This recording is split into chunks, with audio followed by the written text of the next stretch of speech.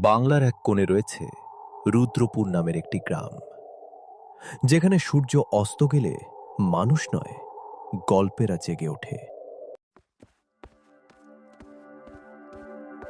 এই গ্রামেই একদিন এসে পৌঁছালো অয়ন। এই গ্রামটা অদ্ভুত শান্ত, কিন্তু কেন যেন বুকটা ভারী লাগছে। আপনি নতুন মনে হচ্ছে। এখানে বেশি রাতে বাইরে না থাকাই ভালো। গ্রামের একমাত্র চায়ের দোকানে এ দেখা পেল শম্ভু কাকার। কাল ছায়া বনে যেও না বাবা, ওখানে যারা যায় তারা আর ফেরে না। ওটা কি লোককথা? না বাবা, অভিজ্ঞতা। তবুও অয়ন গেল।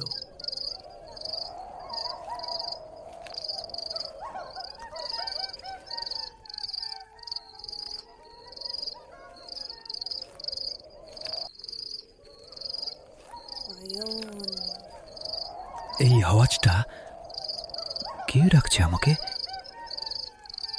কালছায়া বন পেরিয়েই দাঁড়িয়েছিল এক ভাঙা প্রাসাদ, রায়চৌধুরী হাভেলি।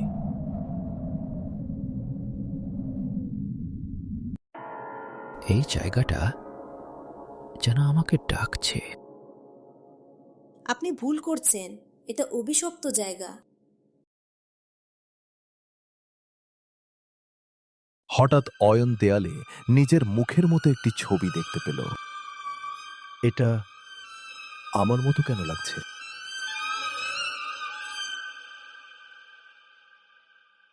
ওই পর্দার পেছনে কিছু আছে। ডায়েরির পাতায় লেখা ছিল 1922 সালের এক ভয়ঙ্কর ঘটনার কথা।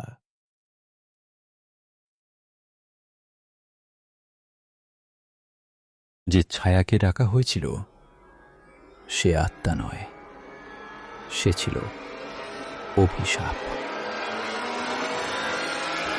তুমি কাঁদছো কেন? কারণ আমিও এই গল্পের অংশ।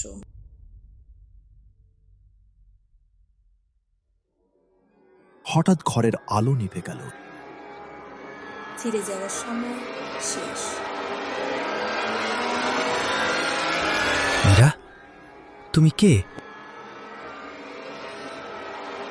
আমি সেই দরজা। ঘর অন্ধকার, নিঃশব্দ, শুধু অয়নের শ্বাসের শব্দ শোনা যাচ্ছে। মীরা, এটা কি কোনো খেলা?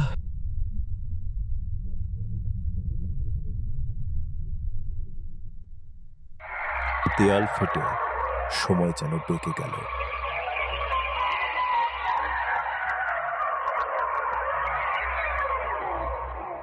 এই জায়গা নতুন দেখাচ্ছে কেন?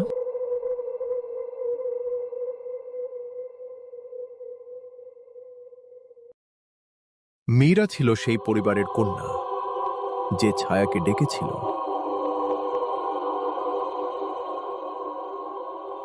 আমি বাঁচতে চেয়েছিলাম, কিন্তু ভুল করেছি।